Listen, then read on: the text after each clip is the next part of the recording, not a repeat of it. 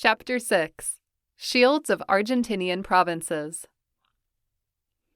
The matter intrigued me, and even if I doubted that there was some advance, I decided to obtain all the possible information of the crime. When Officer Maidana and I discussed about the probable filiation of the bejeweled rope, I agreed with Maidana to give him a masonic publication to compare the similarity, only external, of the metals, to some jewels destined to rituals of different grades of that organization. At that moment, I wasn't thinking to comply with such promise, when I made a desperate intent to convince the policeman of the ritual character of the murder, noticing that they evaded the bundle and searched a rational solution which, in my opinion, didn't exist. Now, I was thinking to make use of it as an excuse, to obtain information. I took a look at the 3 enormous tomes of the Masonry Dictionary in the library of the university, and I went to the police headquarters. In Salta, this one is located in an old colonial edifice next to the town Cabildo, in front of the main public square, adorned and provincial. I parked the car next to a parking meter, many blocks far away from my destiny, and I walked through the street Belgrano to the center. When I arrived to the church, Sagrado Corazon, which is a building of more than 300 years, I was thinking in the white American youth, comparing it to the millenarian Europe. Even though here, no constructions 400 years ago, we shudder of the secular, which we feel remote and ancient. I was only missing to transit through the street of La Recova, with those centenarian arches, beneath which someone can drink a coffee or read the news or just contemplate the high hills that surround the Lerma Valley. I crossed many passages of gloomy aspect until I found a crowned door by a glazed placard which barely allowed to read General Office of Investigations. Beneath this, another placard, made of plastic, announced Sub-Commissary Maidana. Knock before entering. Things resulted better than I expected. Meanwhile, Officer Maidana, with wild joy, examined the dictionaries. In my hands glided feverishly the few papers of the expedient entitled Belicena Villca, Intentional Homicide. In this way, accompanied by the insults that the nationalist policeman released when something that he read caused his fury, I could find out what I wanted. Many analyses were practiced to the homicidal rope, being this destroyed in part during the tests. One of the metals was molten, and the material analyzed by molecular spectroscopy. Quoting the papers of the final report and regarding the main attached report for any discussion regarding the interpretation of the same. The conclusion was that, according to the minerals and metals which intervened in the alignment of the gold, this one would have surely, as origin, some country of Europe, Spain. With more precision was mentioned the zone of Rio Tintoin, the province of Huelva. Night Kadosh. What a hell means this, doctor? Brusquely interrupted my lecture the Officer Maidana, who was reading Ritual of the 30 Degree. It is a Hebrew word which means very saint. The title would be Very Holy Night, I said. The officer's eyes were bloodshot. Sergeant Quigra. He screamed, "Come to see what Masons do!" The sergeant went quickly, was a husky Creole-like break-axe, but of evident lack of sense, who added his voice obediently to the concert of curses of the officer. I continued reading the expedient. One piece of the hair was sent to the laboratory of pathological analysis of the medicine faculty. The report, dispatched by the university, indicated that the hair was human, possibly of a woman. The substance utilized in the dyeing was just grout of burnt lime, with some acid vegetal juice to decrease alkalinity. But the most serious thing was that the university could certify the race that belonged to the hair of the woman. The oval section of the studied hair fibers left no doubts. White race. The other races have hair of round section, according to the specialists. That was almost everything. Our declarations and the forensic report, also a report of the army, with the same already known story, where was veiled suggested not to inquire too much. Some bureaucratic unimportant papers about the inhumation and other aspects of the investigation, but referred to the crime itself. There was not almost any advance. In some, A. Fingerprints, only the ones of the deceased and the personnel of the hospital. B. Other key, not stated. C. Expertise of the door, indicated that the hinges were intact, also the lock. It was not forced by picklock, neither by jimmy, nor by any other object. D. forensic expertise, death by strangulation. E. Expertise of the homicidal arm, rope of human hair, dyed with burnt lime, medals of Spanish gold of unknown meaning. Not a word about the disappearance of the briefcase, and apparently was not considered helpful to investigate the legends engraved on the jewels. "Jewish dogs!" screamed the officer, who was reading the article, Jesuit, where was a picture entitled The Society of Jesus Seen by the Masonry, where can be appreciated among innumerable symbols of every type. The general superior of the Jesuitical, seated over a mountain made of skulls, where also appears the cross of Christ. As a good Catholic nationalist, he felt aggrieved, personally offended, due to the perfidy of the Judeo-Masonry.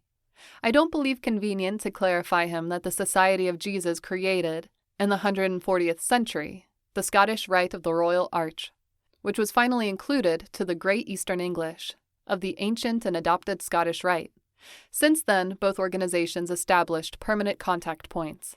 Unfortunately, the proof is at sight today, considering the aristocratic Marxism that sustains the Jesuit thinkers. It would be ridiculous to admit the existence of an international synarchy and believe that the Roman Church, temporal organization, is exempt from their control. But would be worthless. The officer would not have accepted this reasoning. I took the heavy tomes and said goodbye to the subcommissary Maidana. "Goodbye, officer. If you need me, you just have to call the hospital. Bye, doctor. I appreciate the collaboration that you have given us." Chapter 7. It was Friday, and I could rest the weekend in the old homestead of Cerrillos, a beautiful ancient village located at 18 kilometers from Salta, on the same route that guides to Cafayete, in the heart of the Chalchaquis valleys and beyond of Santa Maria de Catamarca. There lived my parents, old now, and a widow sister with 2 kids. The perspective to see them and pass some days together always provoked me great joy, so must not impress to anyone that a few hours later, while I was driving the car through the path bordered by vineyards, I forgot everything concerning the horrible crime. However, it was written that the peace would be brief. In less than half an hour my life shattered, and a medical future, anthropologist, cathedratic, that's to say, of utter profession, disappeared as a probable destiny for me. In the house of my parents was waiting the letter of Belicena Villca and the beginning of madness. If just I'd have not read it, how many pain, death, and grief I caused to my loved ones for reading that letter, and the worst, for believing what it said. How much I'd regret 3 months later to have given credit to it, in the same place. The next Monday started my holidays, and at my return to the hospital in March, all would be forgotten. I should not have read it. That was my last opportunity to continue being normal, i.e., comfortable and mediocrely normal, loved by everybody, respected by everybody, and, of course, by the good Creator. It is not blasphemy. The good Creator God would have been proud of me. I was not interfering in any of his great plans, and I was contributing when it was possible for me with the common good. What else could be expected from a humble psychiatric medic from Salta? But I fear now that I have lost everything, even the favor of the Creator. It will be necessary to read the letter of Belicena Villca and know the rest of the story to disagree or to coincide with me. As I said, I should not have read it, and all would have continued as before. But in the life of some persons there are traps carefully placed. It is enough to touch a spring to unchain irreversible mechanisms. Chapter 8. Canuto, the herding dog, came running to celebrate my coming. While I was maneuvering with the car and closing the door, there was still missing 200 meters of traveling to reach the house. I brought Canuto to the front seat and I started the car. That was always in this way. I drove with one hand and the other I petted the old dog during those 200 meters, which were only for him. I saw approaching the figure of my parents, seated beneath the centenary tahibo of the garden, and I heard the laughter of my loved nephews. Was the family one of the most beautiful things that an old bachelor like me can conceive? Buongiorno a tutti. I was joking while I took the well-known candies for the kids. How are the vineyards, Dad? Better than ever, Arturo. There are some grapes from the Gloria of Bachus. But for what use could be useful if this year we have no harvest? Oh, mein Gott! This government will take us all to the bankruptcy. Well, Dad, take it easy. You don't have to get angry. Look, I brought you a gift. I gave him the cassette of Angelito Vargas, and meanwhile, I put it in the portable player, and I slurped the mate that my sister prepared, and that was silently handing. "Take this, son. 5 days ago arrived a package for you. We retired it to give it to you, but as no one went to Salta, it remained here. You must give the address of the city. Some day can arrive something urgent, and you will not be here." My mother continued quarreling me while the music of Angelito Vargas was playing, Apa ni Awa. But I didn't hear anything. Wrapped by the remittent of the package, where was clearly written, Belicena Villca, my heart seemed to have stopped. The package contained the briefcase, and therein an extensive letter. Such extensive that it can be said that Belicena Villca employed all her available time for months to write it. I leave it in the next paragraphs without adding or resting any comma. I wish that the reader take part on its entire dimension with the mystery that was opened before me at reading such wonderful letter. The package had a handwritten legend with fine calligraphy. Dr. Arturo Osegnagel, present. Second book, The Letter of Belicena Villca. First day. Dr. Arturo Osegnagel, above all, I want to give thanks, Doctor, for what you have done for me in this long year in which I was your patient. I know that many times your kindness have taken you to exceed the limits of your mere professional responsibility, and you have dedicated more time and attendance which undoubtedly deserved my alienated condition.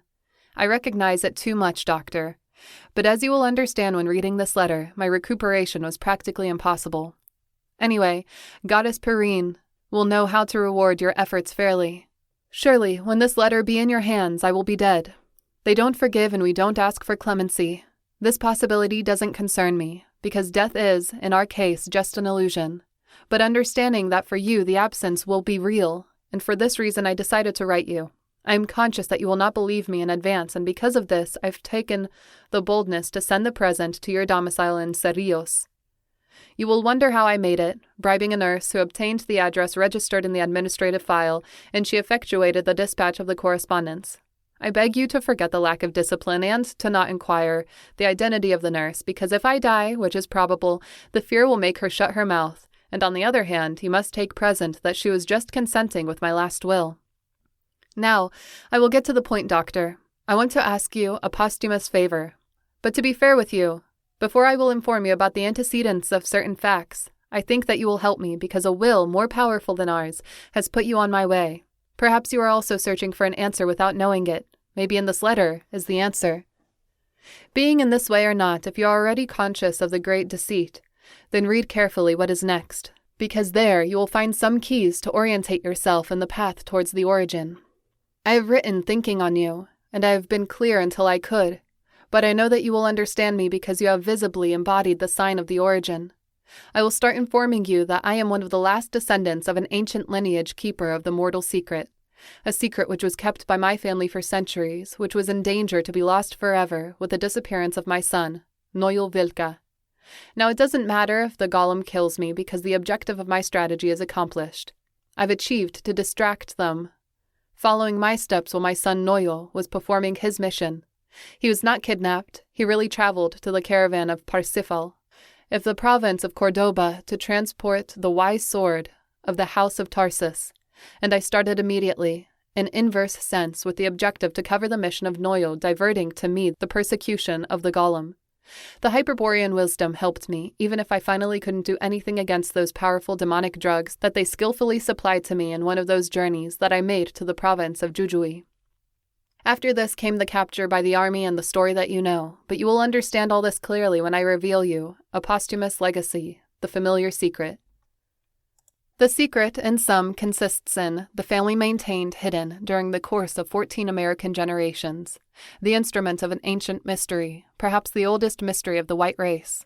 Such instrument permits the Hyperborean initiates to know the extraterrestrial origin of the human spirit and acquire the enough wisdom to return to that origin, abandoning definitely the dimensional universe of the matter and energy of the created forms. How reached to our power such instrument?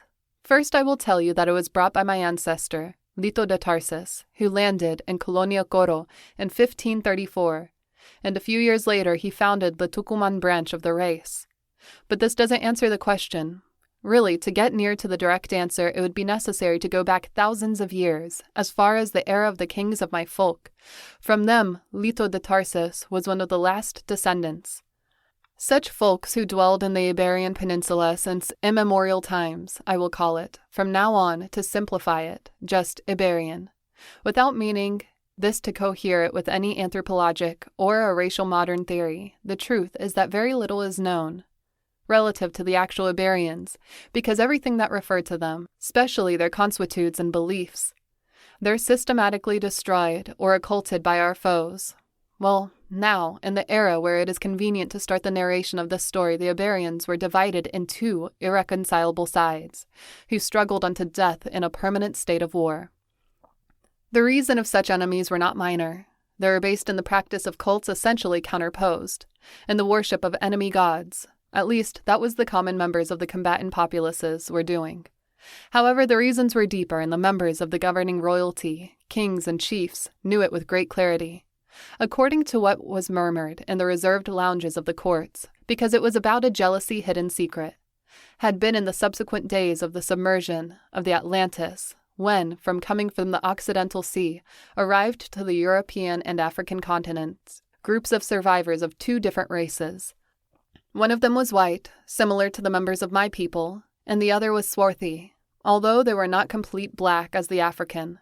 These groups, not too numerous, possessed an amazing knowledge, incomprehensible for the continental countries, and terrible powers that until then were only considered as attributes of gods.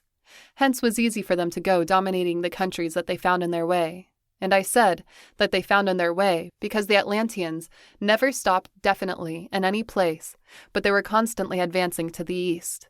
But such march was very slow due to both groups were dedicated to perform very difficult works, which demanded too much time and effort, and to concrete them, they needed the support of the native countries. Really, only one of them effectuated the heaviest work because, after neatly studying the terrain, they were dedicated to modify it in some special places through enormous megalithic constructions. Menhirs, dolmens, cromlechs, pits, artificial mounts, caves, etc. Such groups of constructors was the white race and had proceeded in advance to the swarthy group. This last, instead, seemed to be persecuting the white group because the displacement was ever slower and their work consisted to destroy or alter through the carving of certain signs the constructions of them. As I said, these groups never stopped in place because they, after concluded the work, continued moving toward the east. However, the native people who remained in the primitive lands were not able to return to their ancient moors. The contact with the Atlanteans had culturally transmuted them.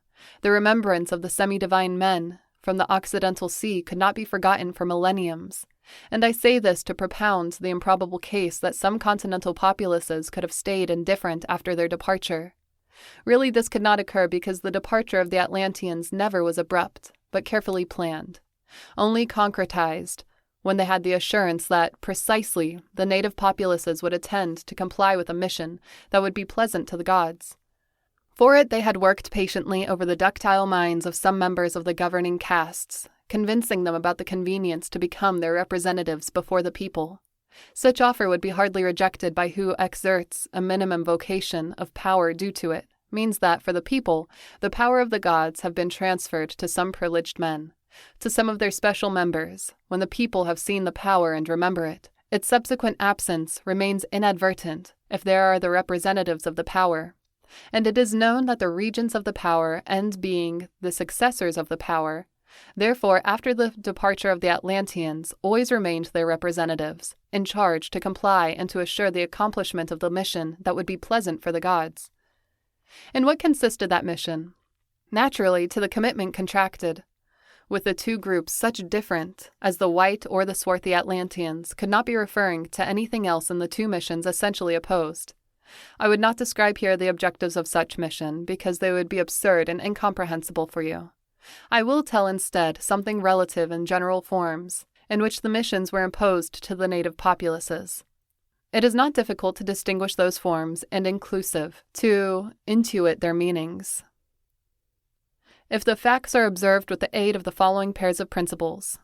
First of all, it must be warned that in the groups of the Atlanteans who landed in their continents after the submersion of the Atlantis were not survivors of a mere natural catastrophe, like simple castaways, but men coming from a dreadful and total war. The submersion of the Atlantis is in rigor to the truth just the consequence, the end of a period in the development of a conflict, of an essential war which had begun long before, in the extraterrestrial origin of the human spirit, and which has not concluded yet. The men acted reigned by the laws of the war. They didn't effectuate any movement that contradicts the principles of the tactic, which could put in danger the strategy of the essential war. The essential war is a struggle of gods, a conflict that started in heaven and then extended to the earth. Involving men on its course, in the operation theater of the Atlantis was just fought a battle of the essential war.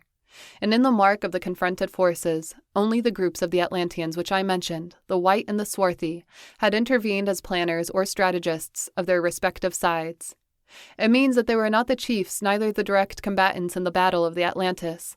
In the modern war, their functions would be those of the analyst of major state, except that those analysts didn't dispose of the elemental electronic computers programmed with games of war, as the modern, but of an incomparably more perfect and redoubtable instrument, the human brain, specialized to the extreme of its possibilities. In sum, when the continental disembarkation is produced, a phase of the essential war had finished. The chiefs have retired to their command posts, and the direct combatants who had survived the mutual annihilation suffer divers luck. Some of them try to regroup and advance to a forefront which doesn't exist. Others believed to have been abandoned in the battlefront. Some of them run away in disorder. Others finally end lost, or forgotten the essential war.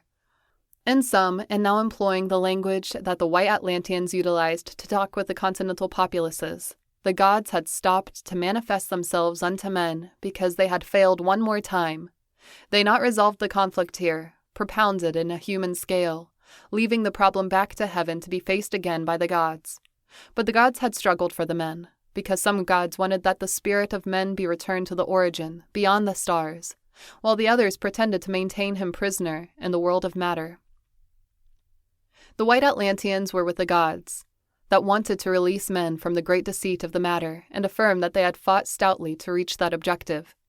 Hence, the battle of the Atlantis concluded, and the gods withdrew their abodes, leaving the men prisoner of the earth because they were incapable to comprehend their miserable situation, neither dispose of the strength to win the struggle for their spiritual freedom.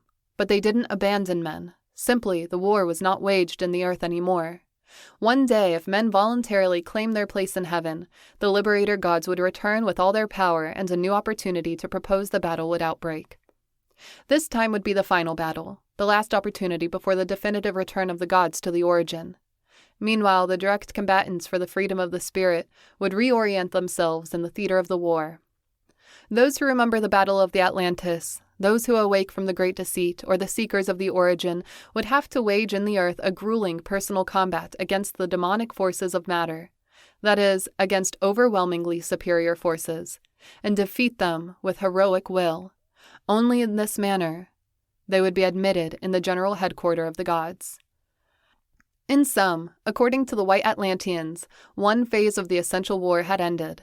The gods withdrew to their abodes and the combatants were dispersed. But the gods would return. The Atlantean presence were proving it there, constructing and preparing the earth for the final battle. In the Atlantis, the swarthy Atlanteans were priests with propitiated, a cult to the traitor gods, to the spirit of men. The white Atlanteans, on the contrary, belonged to a caste of wise warriors, or constructor warriors who struggled at the side of the liberator gods to the spirit of men, beside to the royal and warrior castes of the red and yellow men who confirmed the ranks of the direct combatants. Thus the swarthy Atlanteans tried to destroy their works, because they worshipped the potencies of the matter and obeyed the design that the traitor gods utilized to chain the spirit to the animal nature of men. The white Atlanteans proceeded from the race that the modern anthropology calls Cro-Magnon. Like 30,000 years ago, the liberator gods, who in that time were governing the Atlantis, had entrusted to this race a mission to start a mission which fulfillment would prove their courage and would open the doors of wisdom. They had to spread all around the world and exterminate the animal men, the primitive hominid of the earth, who only had a body and soul but didn't have eternal spirit. That's to say, the race that anthropology has baptized as Neanderthal, already extinguished. The men of Cro-Magnon accomplished with such efficiency that mission, that they were rewarded by the loyal gods with the authorization to regroup and dwell in the Atlantis. There they acquired subsequently the magistry of the stone, and were known as guards of the Lydic wisdom and men of stone. Hence, when I say that they belonged to a caste of warrior constructors, it has to be understood. Constructors of stone, wise warriors of the Lydic wisdom.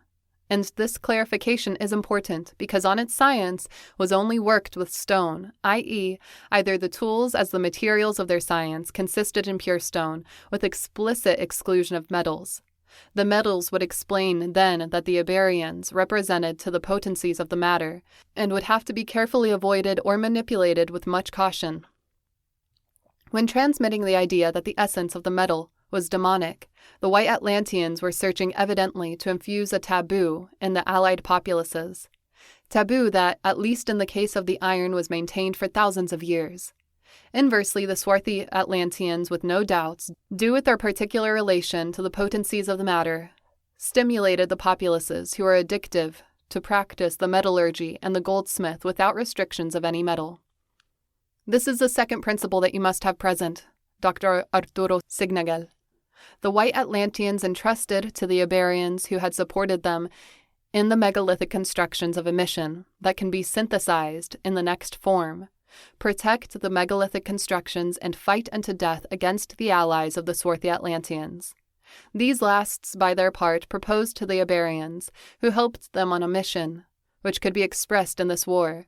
Destroy the megalithic constructions. If this is not possible, modify the forms of the stones until neutralize the function of the sets.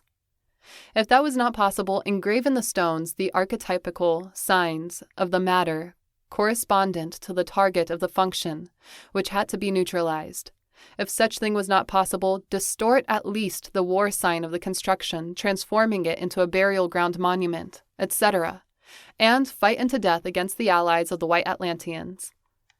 As I said before, after the imposition of these missions, the Atlanteans continued their slow advance to the east. The white ones were always followed at a prudent distance by the swarthy. Due to this, the swarthy delayed thousands of years to reach Egypt, where they established an impulse to civilization which remained other thousands of years, and where they officiated again as priests of the potencies of the matter. The white Atlanteans, meanwhile, continued always to the east, going across Europe and Asia through a wide strip, which limited in the north with the Arctic regions, and mysteriously disappearing at the end of the prehistory. However, after them, bellicose warrior populaces had borne incessantly, providing the best of their warrior and spiritual traditions to the history of Occident. But to what place were going the white Atlanteans? To the city of Katagar, or Agartha, a place that, according to the revelations made to my people, was the refuge of some liberator gods, who still remained in the earth waiting for the arrival of the last combatants. Such unknown city had been constructed in the earth many years ago, in the days when the liberator gods came from Venus and had established themselves in a continent which they called Hyperborea, in remembrance of the homeland of the spirit.